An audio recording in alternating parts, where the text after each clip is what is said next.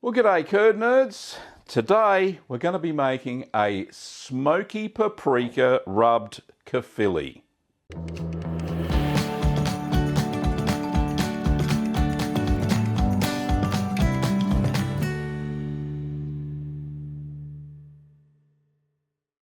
So what I wanted to do was achieve a rubbed cheese, so a cheese with a rub on it, spices, herbs, whatever. I chose smoky paprika as the spice of choice for this cheese, and I chose Caerphilly because it's a nice, simple, quick to make and quick to mature cheese. And in the taste test section, which is going to be included in this video right at the end after how we make it, I'm going to describe some of the things I noticed during the cheese making maturation process.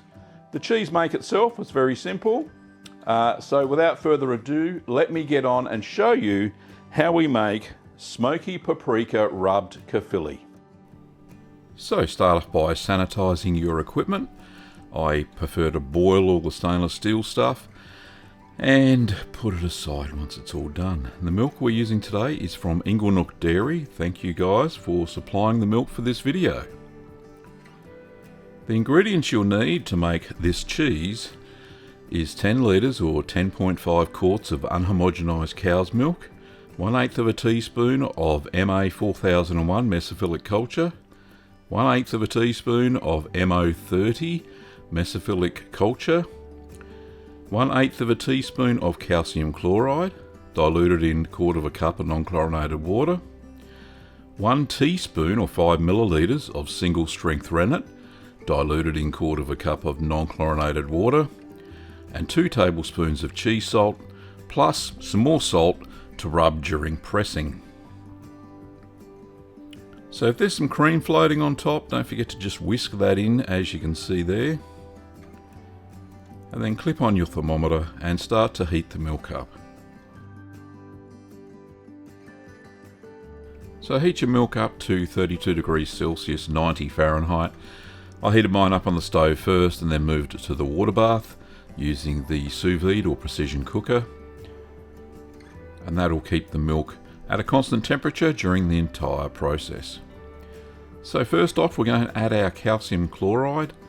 This adds back some more soluble calcium, so the curd will set much better. Give that a quick stir, no more than about a minute. And then grab your starter cultures,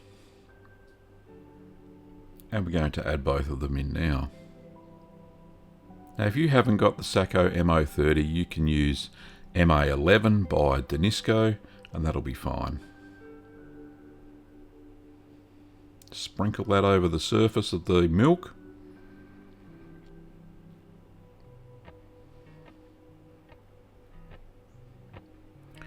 Now you may also notice that I said the target temperature was 32 Celsius and I've got the sous vide set at 33. Well, that's because the water bath loses a bit of heat and it doesn't transfer it all to the milk. So pop the lid on and we're going to allow that to rehydrate for 5 minutes.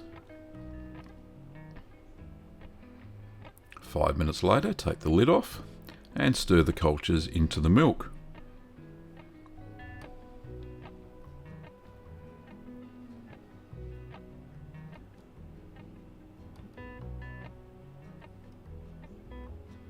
So cover that and allow the milk to ripen or acidify for 30 minutes. After the 30 minutes, give that a quick stir to make sure any cream gets mixed back into the milk again. And we're going to add the rennet solution. Let's pour that in whilst you're stirring and stir for no more than 1 minute.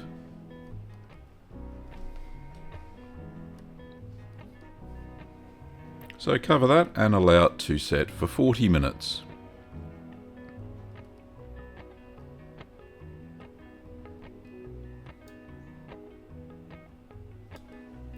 "40 minutes later, the curd should be set.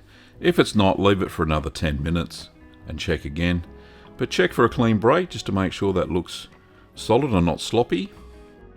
And that looks pretty good.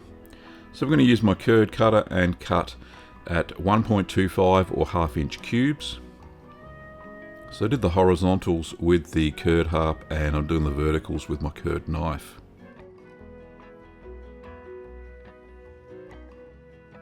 Try and keep the curd size, the cube size, as accurate as possible. So I allow the curds now to heal for 10 minutes before we stir them.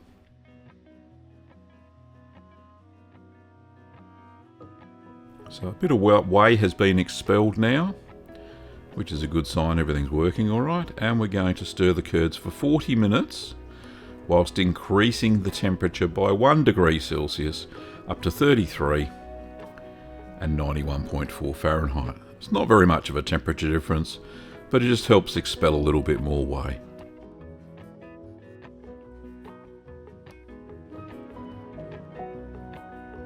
So if you see any big bits, just cut them. Now after 40 minutes, this is the size of the curds.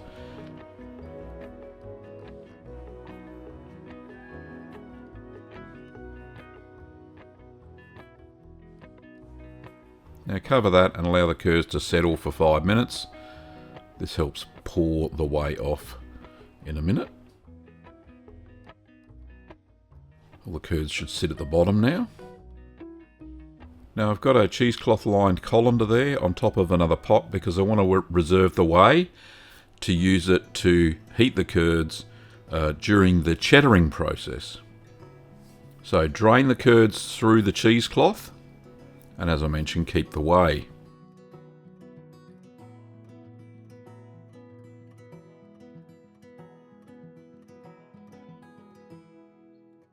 Now I've got the water in the water bath still, just to make sure that the whey stays warm.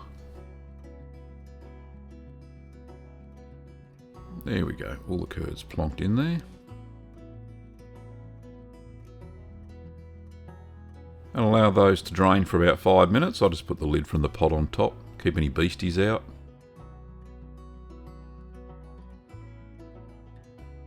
And they'll shrink down even more.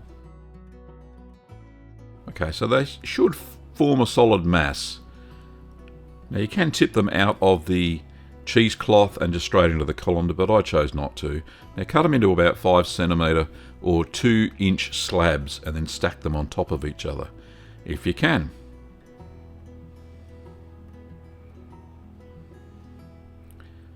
This is called cheddaring, and this helps form the texture of the cheese and allows more whey to be expelled. This also gives the cheese a crumblier texture as it matures. So I'll let that drain for 10 minutes.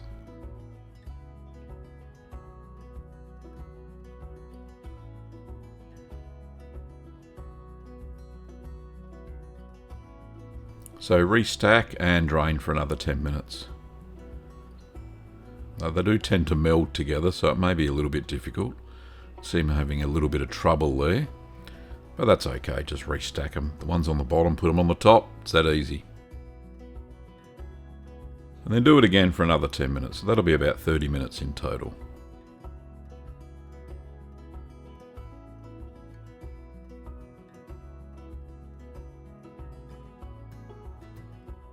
There we go. So after all the cheddaring is finished, I'm just going to remove the precision cooker. Just get that out the way. Drain the water. Don't need that anymore. And look at all that yummy whey we've got for later on. So with clean hands, we're going to break up the big fingers of curd. I just sprayed some white vinegar on my hands there, just to make sure there's no moulds or yeasts on them. And break them into thumbnail size pieces and put them back in the pot. Now this will take a little bit of time.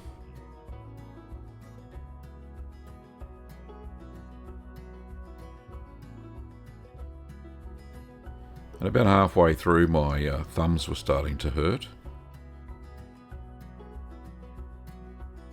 But you'll get through it. In factories, they actually use a big machine to break those up, shred them. Right, so once that's all done, just put the pot on the side, and we're going to add the salt now. So it was 2 tablespoons of salt. So I'm using non-iodized salt there. Just pour that in and then give that a mix through, and then do the same with the next tablespoon.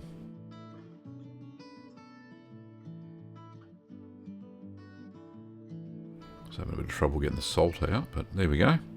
Mix that all the way through. That's called milling. So the salt's distributed evenly through the curds there. So just line your basket with the cloth that you used before, and then fill the mould with the curds.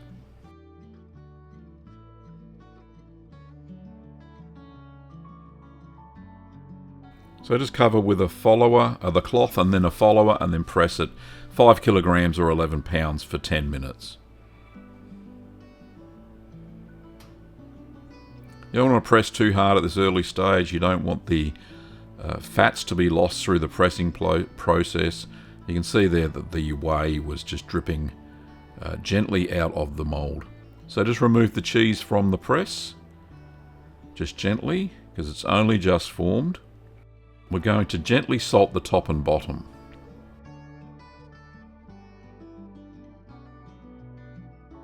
Just a sprinkle of salt over the top, just give it a little rub, and then turn it over.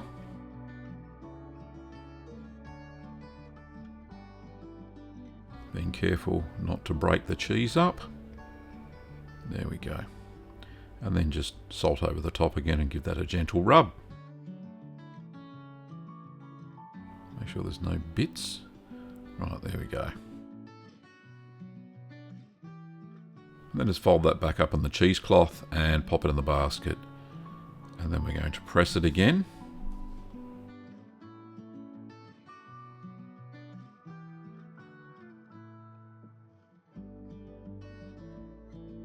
At 5 kilograms or 11 pounds for another 10 minutes.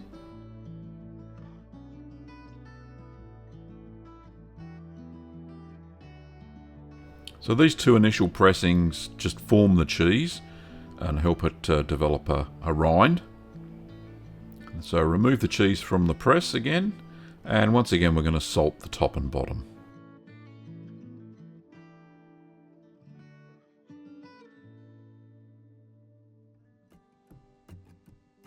Now salting this process also helps expel more whey. So we're going to press it 10 kilograms this time, 22 pounds for 20 minutes. So after the 20 minutes, I'm going to remove it from the press again. And once again, salt the top and bottom. You can see the rind starting to close up now, which is good.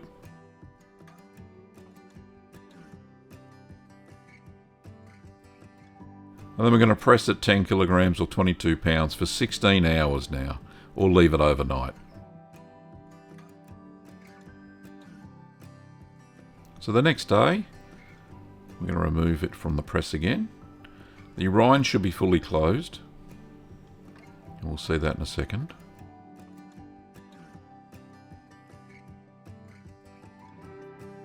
A little bit difficult to get out, which is a good sign. There we go. Fully closed up rind is exactly what we're looking for. There we go.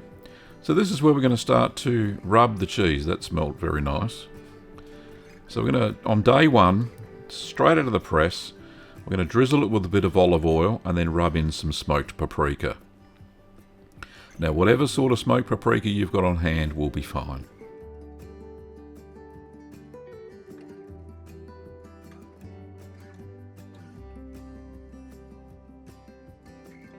Yeah, your hands get very oily.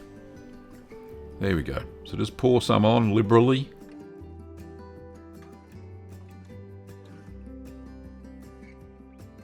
I started off by shaking, and then by the end you'll see I'm just pouring it on. So give that a good rub on.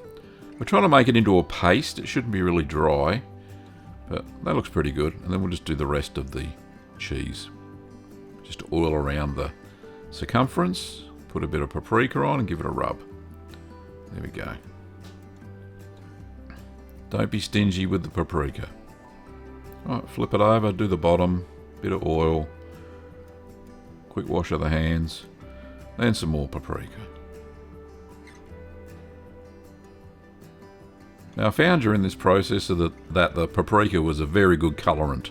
Not only did it stain the cheese, but it stained my hands as well, and you had to give them a good scrub every time you did this. So that was the first time. There's not very much on there at the moment, but we will add to it as we go along. So pop an umbrella on top and leave that overnight.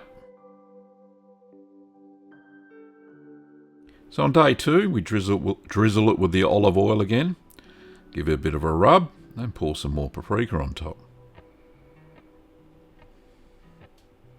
As you can see, I'm not shaking it on there anymore, I'm pouring it on. You can see it forms a nice paste. So that's what we're trying to do. No dry bits, just make it into a paste. And that way it coats the cheese evenly. When it starts to go a little bit dry like that, add a bit more olive oil. There we go. See, and that turns into a paste again. Lovely, nice even coverage. So cover that and allow it to dry overnight again.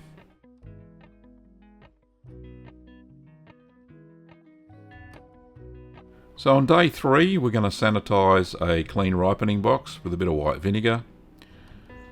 And then give it a rub, wipe all that out. Kills off any moulds or yeasts that may be lurking. Pop that aside. And then we'll go get the cheese. It's drying on the other side.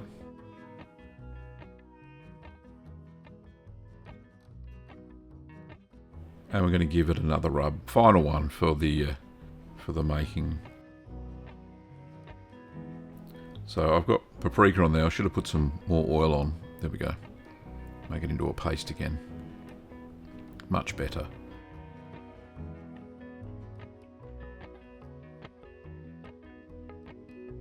There we go. So that's all done. That's the third and final rubbing. Pop it into your ripening box. Now we're going to mature it in the ripening box at 13 Celsius or 55 Fahrenheit at 85 to 90% relative humidity for 3 weeks. And I turned it twice weekly, Wednesday and Sundays. 3 weeks later. So after the 3 weeks there, thanks Mr. SpongeBob Man, we have a little bit of mould growth on there, but that's fine. Normally Caerphilly will be covered in mould, and normally you have to wash it down with a simple brine solution. But in this case, because the rub's there, it's protecting the rind of the cheese, which is fantastic. Now it did smell a bit funky because there was a bit of Brevibacterial linens lurking in my cheese cave, and that's what the smell was from, but there wasn't any mould growth from there, so that's okay. Now what we're going to do now is we're going to use a little bit of simple brine, and then we're going to use the back of a butter knife, and we're going to gently scrape off the rub. It doesn't need to be there when you eat it. So we're just cleaning off the rind, and you can see that that paste of the paprika comes off very easily.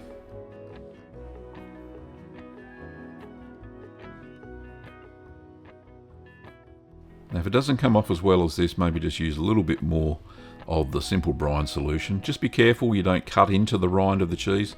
See, I had a little cut there, but that's okay. There we go. Get all that paprika off. It's done its job.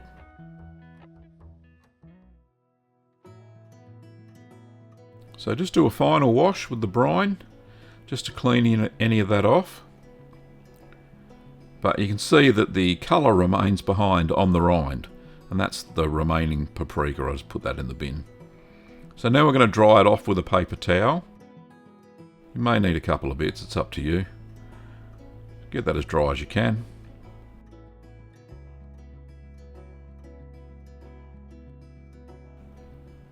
There we go. So we're going to allow it to air dry for about 1 to 2 hours before we serve it up.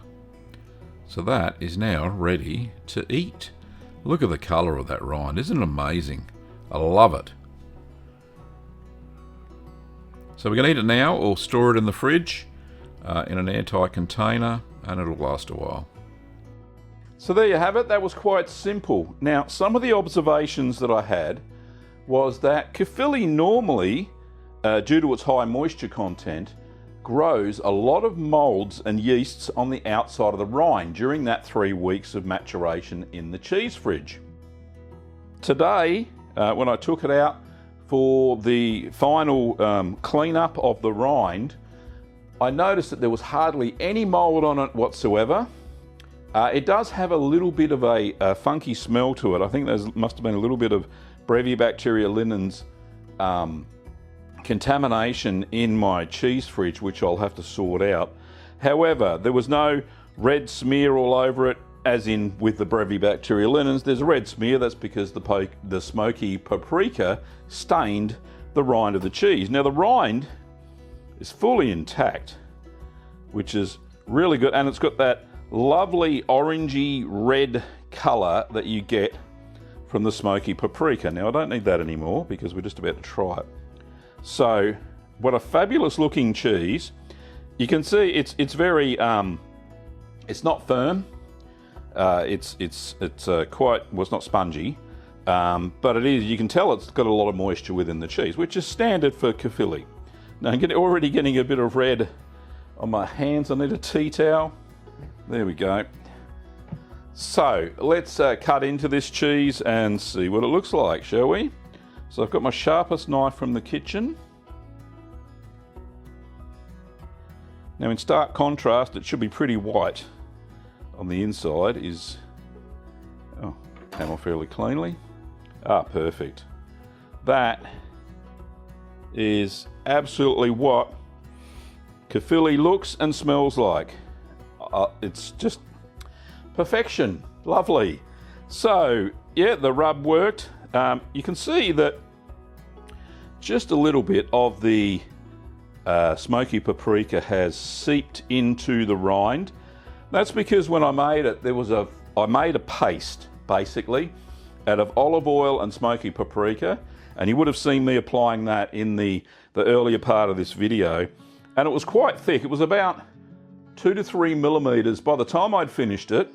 So on Wednesday and Sundays, I basically put a little bit more powder on, the smoky paprika powder, a little bit more oil, and just gave it a rub over the entire surface of the cheese. And that created a crust, basically, that protected the cheese from any mold growth on the outside. And that has effectively done it. Perfect. Let me just cut into a bit. I'll cut it in quarters again. Oh, cuts perfectly. A little bit crumbly as Caerphilly is, and there's a little bit that's come off there. That's expected. The paste is so soft and smooth. Oh. For a cheese that's only 3 weeks old, this one never fails to impress me. Let's go. Let's go. Don't need a cracker. I've tasted this many times before. Oh.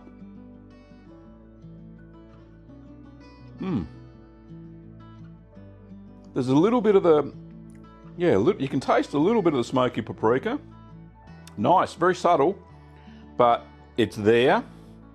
And the normal acidity of this cheese is there, and the creaminess, it coats the whole mouth when you eat a good Caerphilly.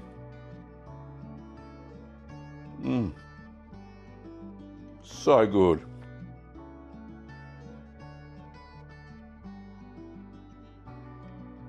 Oh, I just want to eat so much. But I don't want to spoil my lunch. Anyway, this cheese is absolutely perfect. Caerphilly that has been rubbed with olive oil and smoky paprika. So absolutely perfect combination. Great colour. A little bit, it's got an odour, but all good cheeses should have a good odour. But certainly not off-putting. And the flavour of the cheese is just outstanding. Outstanding cheese. You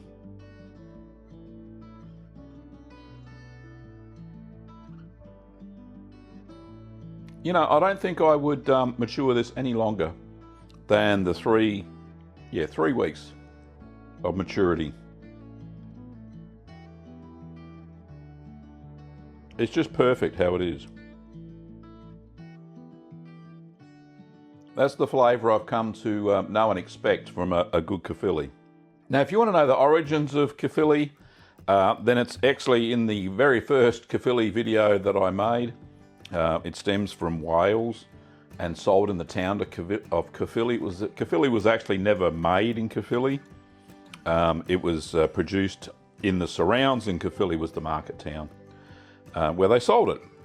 And the cheese basically became known as Caerphilly. So, very good, amazing cheese, lovely to make, beautiful to taste.